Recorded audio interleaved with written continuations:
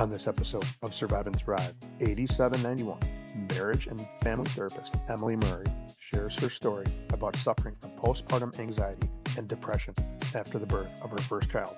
With help from her primary care physician and counselor, Murray survived and thrived with coping skills that she will share on this episode of Survive and Thrive 8791. Here we go. Good morning, good afternoon, good evening. What is up wherever you are or whatever you are doing? I hope you are enjoying the day. Welcome to another episode of Survive and Thrive 8791. I'm your host, Coach Decora. We are in the Buck and Honeys remote studios on the east side of our great capital city, Madison, Wisconsin. You can follow the podcast on Spotify, Apple Music, iHeartRadio, and YouTube at Survive and Thrive 8791. You can follow me on Instagram and Twitter at tdecora8791, as well as hitting me up on Facebook at Tim Decora. Don't forget to hit that subscribe button wherever you listen to the show. Leave me a comment if you liked what you heard. If there's a topic or you know a guest who would love to tell their story, email me at tdecora@gmail.com. Glad you could join us today, wherever you happen to be. Our mission is to share stories and conversations that make you cry, laugh, and think, stimulating emotions, creating laughter, and inspiring the mind. A new episode will be released on Monday and Thursday morning, featuring a wide range of guests. The podcast will touch on many subjects such as grief, loss of a loved one, recovery, professional setback, divorce, success despite challenges, etc., etc., etc. Our guests will share how they learn to survive and thrive. Today, we welcome my good friend, and I would also probably say sure-tail relative of mine, Emily Murray, to the Buck and Honeys remote studios. Emily is a graduate of Monroe High School, cheesemaker, also Edgewood College, where she earned a Bachelor's of Science in Psychology and her Master's from there as well in Marriage and Family Therapy. She's been an in-home therapist and is currently part owner of a private practice called Avenues Counseling, LLC, which is an outpatient therapy clinic providing individual, couples, and family therapy services for all ages. Emily works with all ages, but specializes in working with perinatal moms, women, and children. She and her husband, Dustin, daughter Ruby, 4, and son Cal reside somewhere between Madison and Monroe. I am proud to say that I've known Emily since, I said high school, but she corrected me, middle school days, when my daughter and Emily played AAU basketball with each other, and happy to be somewhat family, as I said earlier, with her as her sister-in-law. Samantha Murray Decora is my daughter-in-law. Emily Murray, welcome to the show. What is up? Hello. Thank you for having me. Hello. Let's move that little stinking mic over here. Try to eat that mic if you can. We've been having some trouble with Emily's mic, but it's only I can hold it. you can hold it. She'll be good. So, how was that workout this morning? It was good. Good. Burn boot camp. Highly recommend. Highly recommend. Burn Boot Camp. We might have to get some dollars out of them to sponsor part of our podcast. But no, Verona, I've heard and seen a lot of Burn Boot Camp stuff. I see your little boy. Just checking out your stalking you on Facebook a little bit. I see your little boy, Cal, just turned 2 years old. What is that little bundle of energy like? Oh, Cal, he is talking and following Big Sister everywhere. Does whatever Ruby does all the time. His personality is just booming right now. He's just, I don't know, he's so funny, yet assertive, and he'll stand his ground with Ruby, which is challenging sometimes to navigate with those two. But no, he's just walking and talking and getting into everything. Walking and talking and getting into everything. That's good. That's what 2-year-olds are supposed to do. Hopefully you don't have those terrible twos. And Cal's big sister, Ruby. What kind of big sister is she? I've seen her on some Instagram posts and Snapchats. Is she a protector? Does she grab him and read to him? Or the third choice? Do they like to fight like a lot of siblings? I would say all of the above. All of the above, for sure. Oh. They're definitely your normal, typical fight, but also have moments of loving and playing with each other. And I would say the last couple months, I've been seeing a lot more of them playing together in a positive way than fighting. But they do have a lot of their moments, just like any other siblings do. Yeah, I was thinking of how your husband, Dustin, is a little more of the cool, suave, laid-back guy, and Emily, you're a little more of the rambunctious and let's go do stuff kind of person. So I suppose they've got a little bit of that in each of them. Oh, yes, they got both of those things for sure. Yep. Yeah, awesome. So you are a part owner of a private practice. I'm going to give you a little chance a little bit later as well to talk about that. But tell us a little bit about your private practice. You mentioned you worked with your sister? Yep. So my sister started Avenues Counseling in Monroe in 2017, and it was just a solo practice with her. Eventually, we've added a lot of therapists on, but I joined as an employee in 2018, but then became a part owner in 2019. And then we have another owner who joined us just last year. So there's 3 owners, and then we have 2 employees working with us. So there's a total of 5 therapists. And we all specialize in different things, see different demographics. And but just Avenues kind of started to be, there's not a lot of resources in Monroe for mental health. A lot of people have to go to Madison or Monroe Clinic or SSM Health Monroe, which they have a crazy waiting list. So Avenues opened the door, I think, to be able to offer more services, mental health services to the rural areas. Yeah, I don't think you're the only private group or whatever that's needs more people, needs more boots on the ground to help with the mental health. And I've heard if you're living in a metro or urban community, you're getting a lot of resources. Then you start to get half an hour to an hour outside of those big areas, and really there might be only 1 or 2 counselors that it's hard to see. So if there are any perinatal moms, women, or children in the southern Dane County, Greene County area looking for a therapist, how can they get in touch with your group? They can go to our website, avenuescounselingllc.com, and reach out to us through the contact us, or they can give us a call at our office and leave us a message, and we usually typically respond back within 24 hours during the weekdays or the Monday if it's a Friday. Yeah. Okay. I think I will definitely try to put that into either the comments or paste all those links in there at some point so that you can hopefully help some people. So we're going to jump right into segment number 1, and that is the episode intro is what was it like, and then what happened. You're going to talk about postpartum anxiety and depression after your first child, Ruby, was born. But we're going to kind of set this up a little bit and just talk about you, and then we'll get into a little bit of that. So as I mentioned in the opening segment, you were a winner in my book in high school, 2-time state champion in basketball, and 1 or 2, we can't figure that out. We'll have to, maybe somebody can fact check for us, in softball, 2 really good programs in the Monroe school district.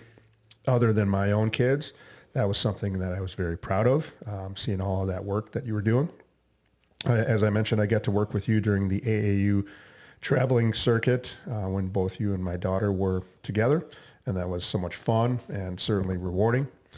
So let's talk a little bit about Emily. What was your life like growing up in Monroe? Lots of trouble, lots of good stuff? Well, I loved growing up in Monroe. I had a lot of great friends and just people in the community, family friends, family. Majority of my family lives in Monroe, so I really enjoyed growing up in Monroe. I think my childhood, as far as that goes, I come from a blended family. So my parents divorced when I was 6 years old. So there was a lot of navigating really hard situations starting at a young age for me. And who I am as a person, I'm a very internal thinker, processor. Like I tend to keep to myself a lot as far as my own feelings and emotions when I was younger. So I experienced a lot of different anxiety and depression at a young age, for sure, as did my siblings and like my whole family system. We were navigating, divorce. We were navigating your family being, separated. And, but I then gained a whole nother family with 3 stepbrothers, and that family really grew to just be my regular normal, right? I had them since I was 6 years old, and I still have them to this day, and they're just like brothers to me. So yeah, it was hard, I think, navigating some of those things, especially in a small community of Monroe. People talk, right? Like there's rumors spread. There's about a lot of stuff that goes on in smaller communities. So while like, yes, I loved the community, like there's pros of having a smaller community and being raised in Monroe and having a lot of support, but there was also a lot of, there's some difficulties in that and navigating through. But like you said, like what I think really got me through some of those hard times was sports. Like that was my outlet. That's where I learned to cope. That was the one thing for me that felt really, it was a place where I could really do well, and I got recognized for that, and it made me feel really good. So that's where sports for me is like just a huge part of who I am. Yeah, exactly. I can sympathize with you because it was a little for me growing up, and I've told my story on the podcast before, growing up with parents that were physically there, but not always mentally, and having the time for me to, ask questions or give me advice. I had to go the route of basketball coach, football coach, and certainly parents. So I was one of those people that was raised by the community. But Monroe is just about an hour south of Madison, and I think it's far enough away that you can't be going to neighboring towns, so everybody kind of just stays there. You got everything there, and it's a small town feel, and it's a little bit bigger town, but I'm sure everybody knows everybody else's business. So after high school, you chose Edgewood College, which is a small private school located in Madison, Wisconsin. What was the lure? Why? My sister actually went there for college as well, and so I had her exposure through that. I really liked the smaller classroom setting at Edgewood. It's private, it's small. There's more hands-on learning. You had more time with a professor to be able to learn, especially just knowing my style of learning. So I really did, it kind of pulled me there. Good. Helping others, pursuing counseling degree and becoming a therapist. Was there a lure with the counseling, the therapy stuff, helping others? Was that something you knew you were always going to do, or? I've always wanted to help other people. I think that's just in my nature, just naturally who I am. And I started going to Edgewood with a psychology major. And then when I was in the program, I learned about the marriage and family therapy graduate program.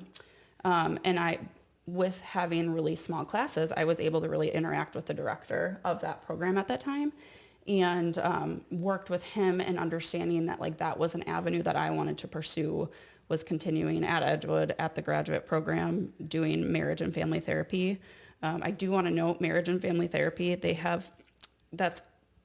there's different classes that I took to have that title, but marriage and family therapist or a professional counselor or a social worker, those are all very interchangeable, similar things, just a little different, but they all are pretty much the same degree because some people get a little confused about that. And one has 3,000 hours of practice that you have to do. They right? all have the same. Yep, Oh, they they do. all are 3,000. Yep. That's Yep. that's a lot of hours. Yep. That's a lot of hours to become fully licensed. So we're going to kind of set up the segment number 2. Not long after college, you got married and started a family. Our other connection is the Murray connection, your last name. Your husband is the older brother to my daughter-in-law, Samantha, hence I like to say that we're family. Your first child, Ruby, was born. Normal pregnancy, 9-month normal pregnancy. Yep. Everything was normal. In those, everything went smooth. I will say, I was 20 weeks pregnant when COVID hit. So that's kind of, when you say normal, I just feel like, in the midst of COVID, going through pregnancy and then also labor, delivery, and postpartum during COVID. There was nothing normal about COVID, No, really, there really wasn't. unfortunately, but as normal as it could be despite those extenuating circumstances, after Ruby was born, 6 weeks into motherhood, you communicated with your doctor that you were experiencing postpartum anxiety and depression. Was there anything you started to notice? Was there a red flag right away or? So when I went into my 6th week, they do an assessment that screens for postpartum anxiety and depression. And I did score. I was elevated on that. I chose to breastfeed, and I didn't have the easiest time breastfeeding Ruby.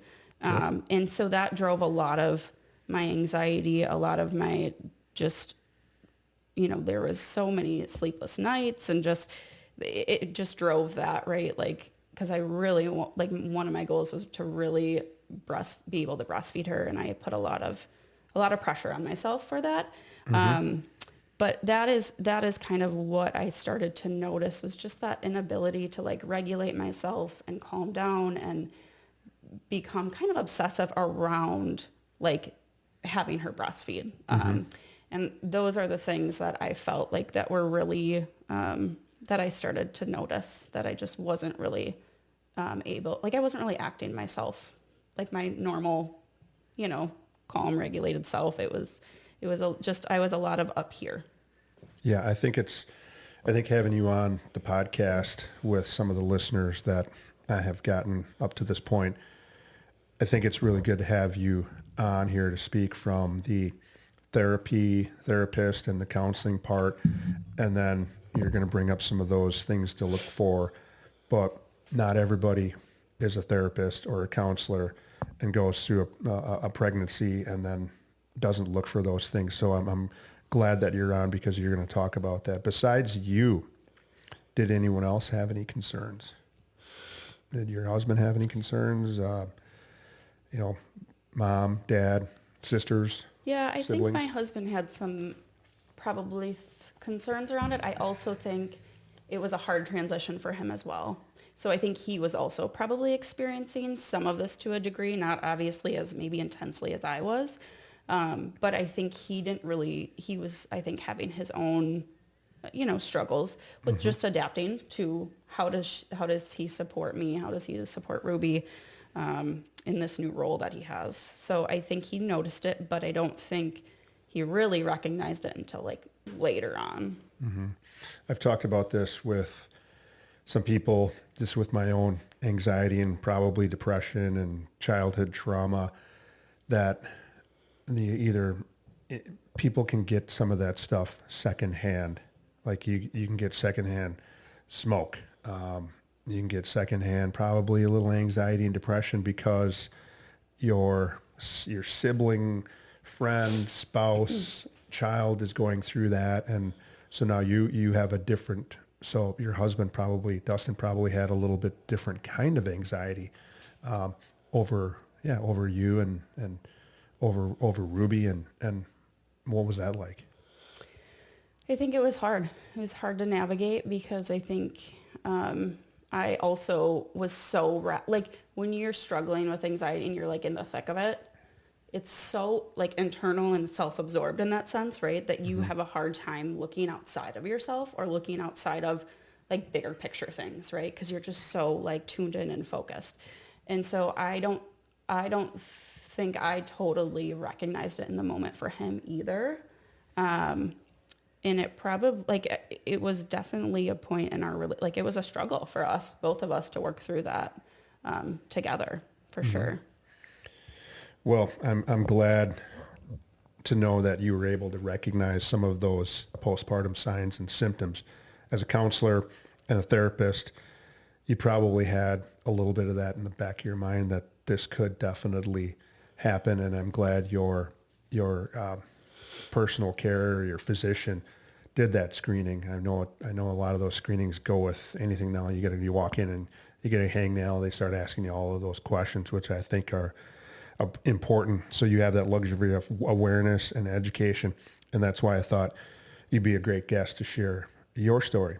I can't wait for segment 2 where you share how you survived and thrived. So I do have to go back because I forgot this. Our sponsor, Buck and Honey's Restaurants, have been supporting the podcast since day one. Good food, 5-star customer service, and a welcoming and vibrant atmosphere are what keep people coming back with locations in Wanakee, Monona, Mount Horeb, and the home office in Sun Prairie. There's always one close by. So don't change that dial. If you're driving in the car, make sure you don't change that. So please stay tuned. You don't want to miss segment 2 of Survive and Thrive 8791 with special guest Emily Murray. We'll be right back.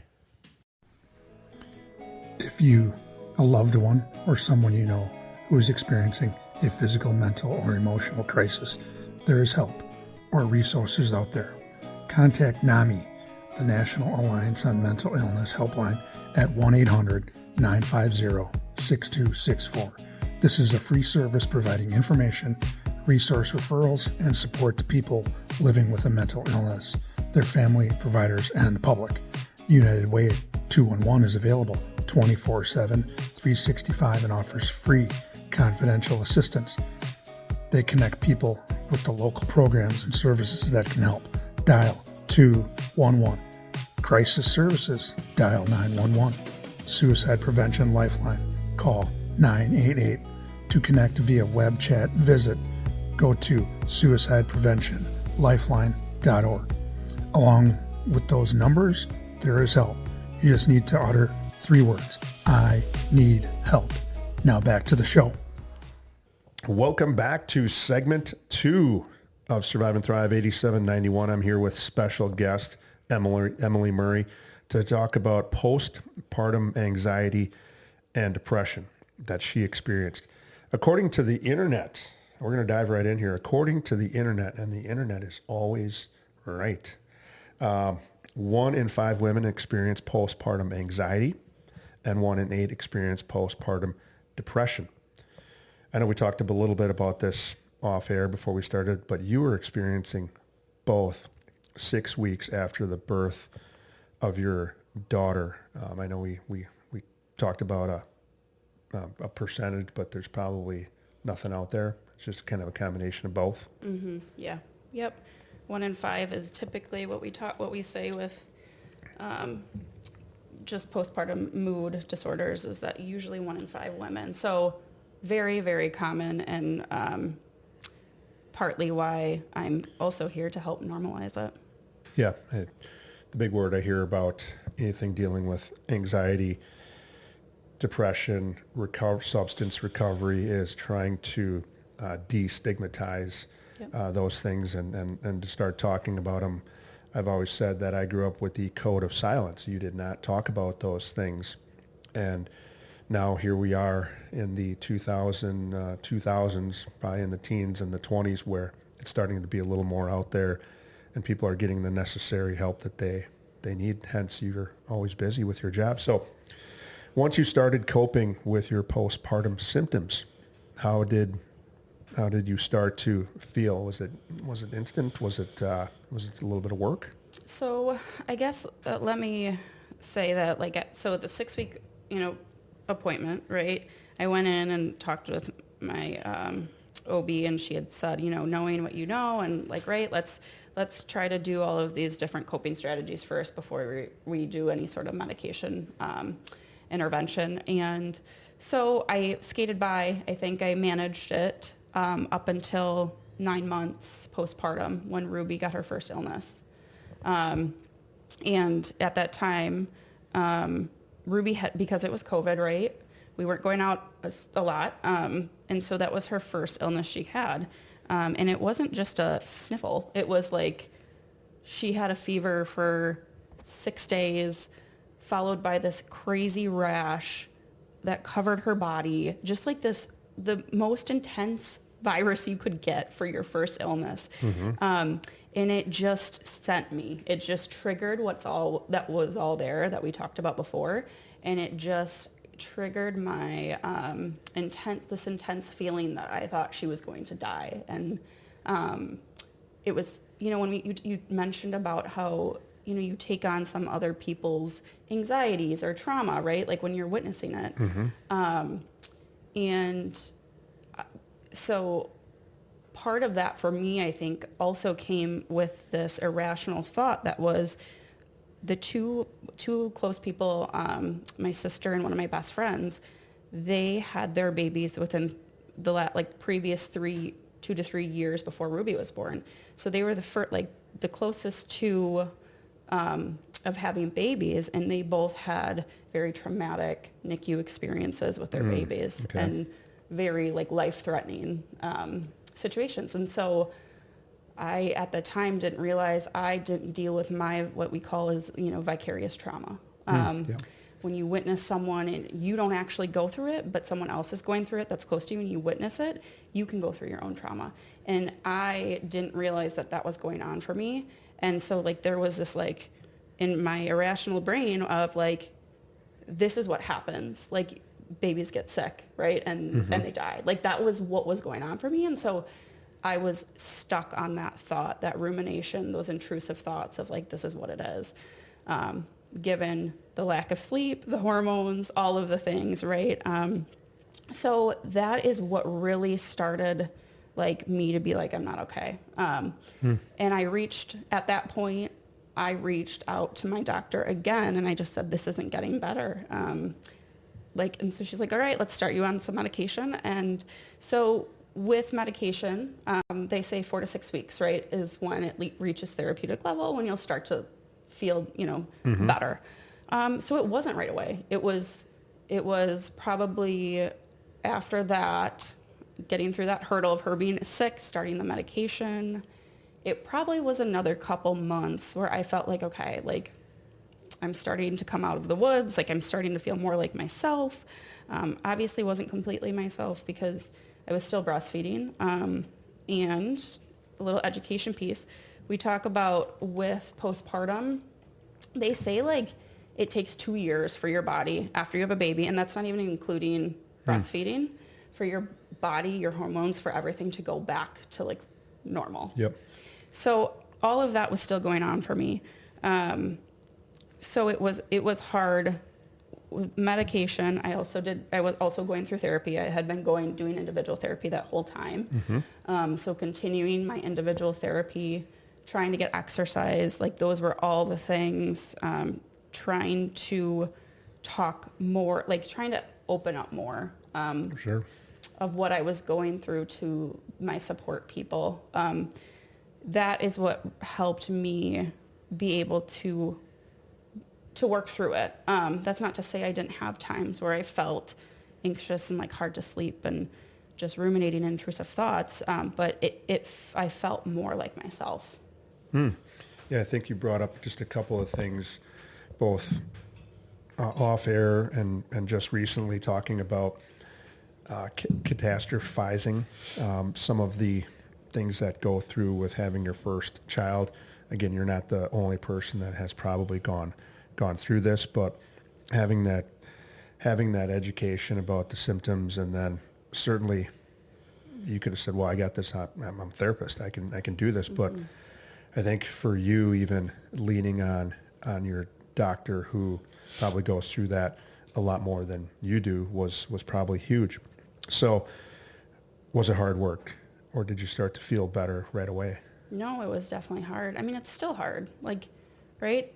I think life is hard at times, and like it's not just like I wake up and I'm better, right? Like it's this like ongoing something you have to work at every day. Like, right? Like it's something you have to actively continue to do the things that are going to help you and put you in a place where you can succeed and do and just be in a better mental health state, which it's not easy. It's Yeah. not.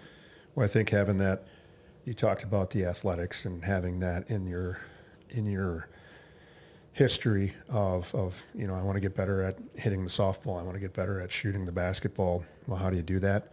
It takes practice and hard work, and you certainly can apply that. So, in the bio and the information I sent you ahead of time, if you were to give someone some advice about postpartum anxiety or depression, and this really could be for anybody that is currently pregnant, or you just gave birth within the last couple months, or you're thinking about starting that and having a second child. Maybe the first one was great, and here comes the second one, and some of these things start to pop up, those symptoms. I asked you, what are the 5 things that started your road to recovery? And I'll list them all. I'll lead them, and I'll feed them in like the softball coach, and you go ahead and whack them out into the outfield. So you talked about being proactive about your mental health and an advocate for yourself. Mm-hmm. So what was that like for you? Yeah, I think that is something I would recommend to anyone going about to give, like, whatever stage of that, right? Like, as far as being pregnant or postpartum, whatever. Talk with your support person or whoever, whether that be your husband or your wife or your, sister, brother, mom, dad, whoever your support system is. Talk about what are the things like what I need in order to make sure I'm okay, right? Like, mm-hmm. I think that's the biggest thing is having some expectations and having those conversations ahead of time with your support person. So you guys are on the same page and on the same team of, okay, this is how we ideally like it to look like. That doesn't mean it's going to happen that way, but like, this is how we can plan for it and how we have open communication and work on that together, so you don't feel alone in it and you don't feel like you're drowning or you're behind, that you're being proactive around that. Yeah, I really like you said, you could have said, no, I got this. I know what to do. This is what I get paid to do. But you didn't. You reached out, it sounds like a couple of times, to your OB-GYN. Is that right? Yep. Is that right? Mm-hmm. So I'm glad you were an advocate for yourself. So you talked about finding someone to trust and to be vulnerable with that. You'd like to say that, hey, yeah, it's always going to be your spouse, but it's not always your spouse. It could be another family member. It could be a friend. Was there anybody in that kind of that circle that you leaned on?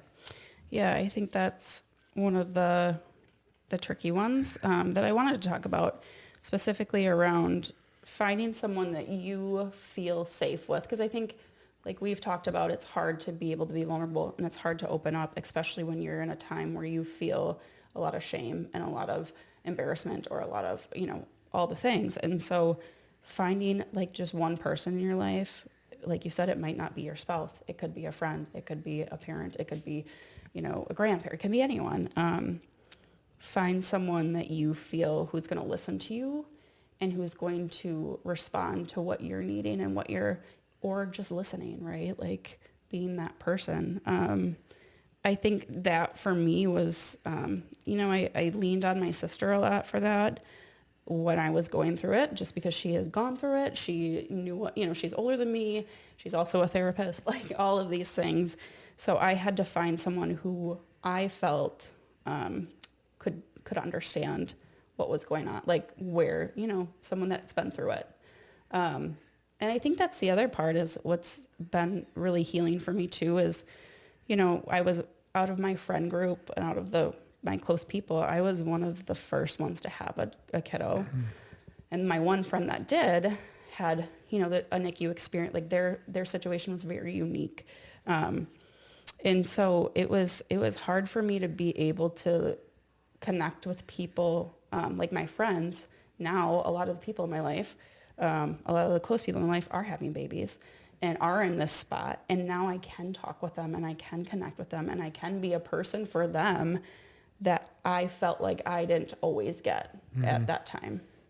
Yeah, I think I don't know when that's going to start to happen, but we talk about being vulnerable, being open about our own feelings, but then maybe there's going to be somebody that's going to start talking about, what's the role of a good friend? What's the role of being a mentor to somebody? And the big thing is having, trusting that somebody can come to you and do those kinds of things that people did for you. And I think the other part of this, like, whole experience for me was when I was at my most vulnerable, and I was showing some vulnerability, I really found who those people were that were going to show up for me. And, like, not to say this in a negative way, but I also found people who, maybe judged me, right? Like maybe met me with judgment or, just why can't Emily just get things together, or why can't, right? Like, which wasn't helpful for me.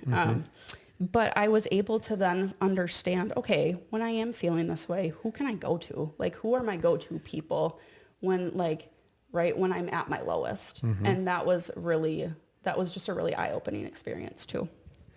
So third, you talked about exercise, and I know you came before you got here. You were at the burn boot camp. So besides that, what were you doing for exercise? So early days postpartum, I tried to go on walks as much as I could. At first, right, it's hard, like the first 6 weeks, just physically being limited. But I tried to go on walks. I actually then got a Peloton, which was lovely. So I would hop on my Peloton and do exercises that way. It was actually just more recently I joined Burn Boot Camp, which for me, Burn Boot Camp provides that sense of group, exercise, and, like, right, just from, like, growing up in teams and stuff, like, that's a huge need of mine that I've learned to understand about myself. Just that sense of community. So yeah, teamwork, family. Yeah, I've noticed gyms and people who own gyms and where I work out. Everybody seems to always have that little bit of a banter with everybody. So individual therapy, number 4. yes, this one's huge, I think, as well as medication. I actually have a therapist who specializes in working with moms as well. And that's just been a really great outlet for me personally. And they always say for therapists, like, you should have a therapist if you're a therapist. Everyone, I'm obviously a believer. I've heard everybody should have a therapist. Everyone should have a therapist. And so that was a huge thing for me. And even some of the interventions that, like, she does with me, I've now become trained in myself, and am able to do that, like, in my own therapy practice. And it's been very beneficial for clients as well. So that's huge. I think in the basketball, coaching, football world, we call that borrowing from other coaches, and you're borrowing from another therapist and counselor. And I think, anytime you can learn something that's going to help your own situation, and you have some lived experiences when you talk about postpartum anxiety and depression, that's huge. I know it's huge for me when I can talk to somebody that has some issues with anxiety. I'm not coming and talking, repeating a textbook. I'm actually talking about what worked for me, and I think that's great. Setting boundaries. That's a big one. So I got a little backstory on this one.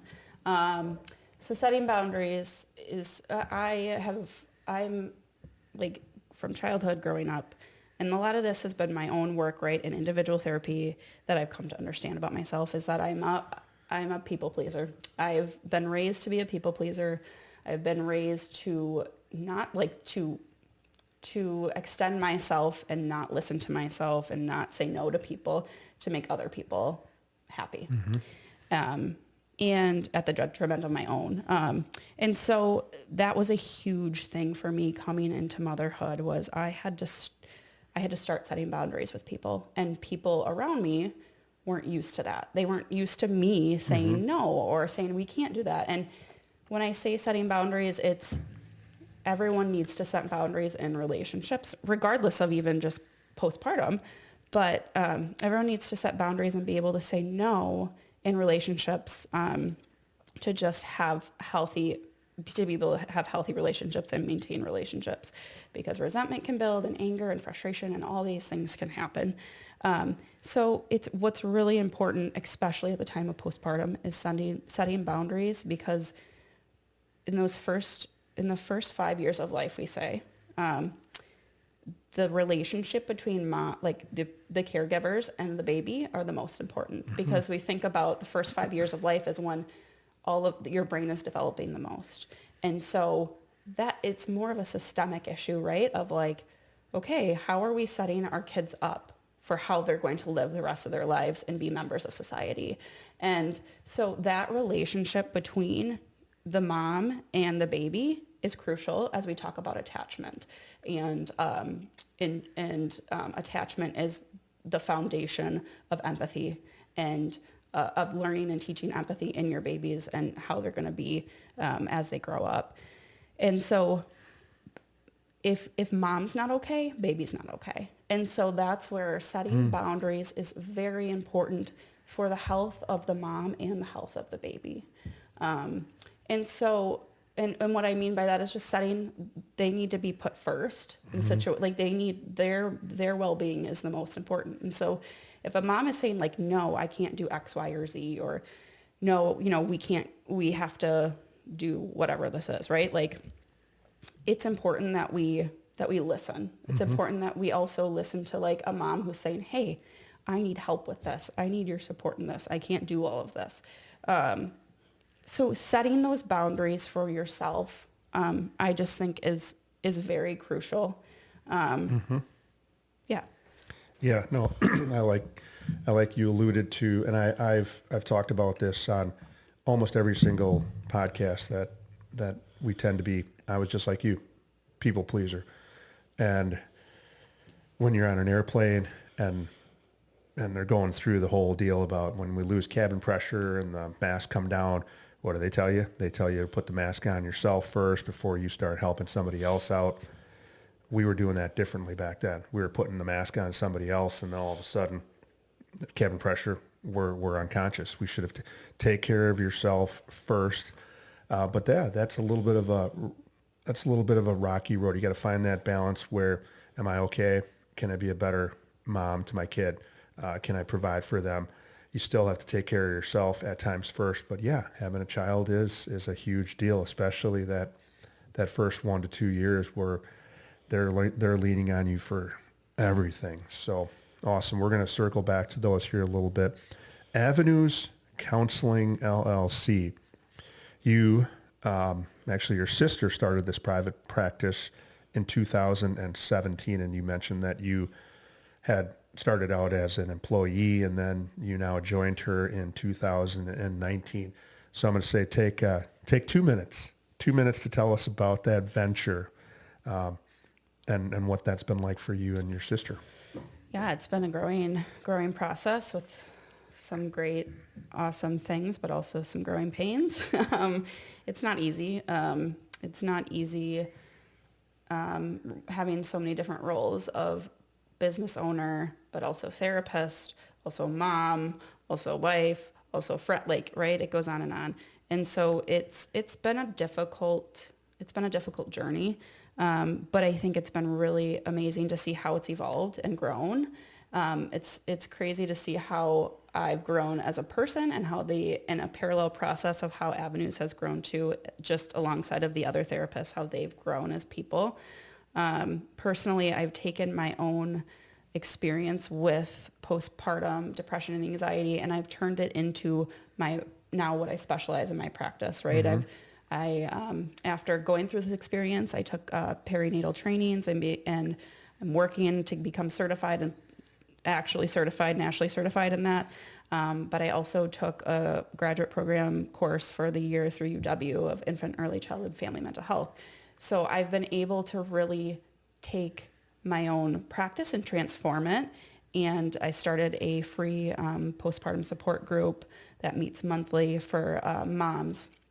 And because, right, we all don't have the resources that I'm privileged to have, right? Mm-hmm. And so trying to provide some sort of free support and resources for moms out there who might not have it is super important in my practice at Avenues. Yeah. Excellent. What an episode. I kind of knew this ahead of time, hence that I invited you on because I wanted you to share your story, and you want to help people, and you have lived experience, and that's part of your job. But then, being able to do that mental toughness to get through what you had to go through is an inspiration. And as much as I had already alluded to that, I was so proud of you when you were in high school and being a basketball player and a state champion, and then being kind of a family friend and et cetera, and then becoming family later in life. That was an inspiration. And I think I'm most proud of you now being open and being vulnerable, and then helping other people that you started that journey ahead of friends and family, and you've been able to now turn around and give back to others that are struggling just like you. So another little proud moment here. Thank you. I appreciate that. Absolutely. So call to action. Emily Murray just shared an experience that our listeners can learn from. You got a wife, you got a sibling, you got a neighbor, a classmate that is having a child. Here are some things that you might want to just throw it to them. So these are the 5 things that can help you survive and thrive, just like Emily has through postpartum anxiety and depression. Be proactive about your mental health, and advocate for yourself, which she did. Find someone to trust and be vulnerable. She did that. Exercise. She's doing that right away, and she's doing that right now after her 2 kids have been born.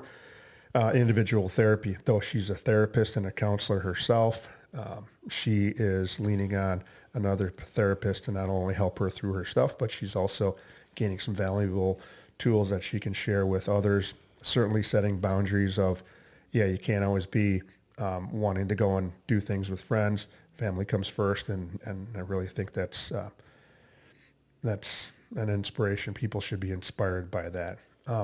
Final thoughts, Emily. Any final thoughts? I think, I think just being vulnerable, being able to open up, tell someone, I think that's the biggest thing, because isolation breeds shame. And I think if we can just talk about these things and be open and honest about them, I think we can make connections and reduce the shame and stigma around mental health in general, but also perinatal specifically, what we were talking about today. And so, I guess I just want to thank you for providing this space for me to be able to do that. Yes. So awesome. I totally agree with you, and being an advocate for yourself and all of those 5 things that you talked about. So on our next episode, we will have another amazing guest who will share how they survived and thrived. So if you have a story to share, or you know someone who does, please reach out to me at tdecora@gmail.com. Until next time, hang in there with whatever you happen to be going through, and with hard work, dedication, and determination, you can survive and thrive as well. Until next time, take care.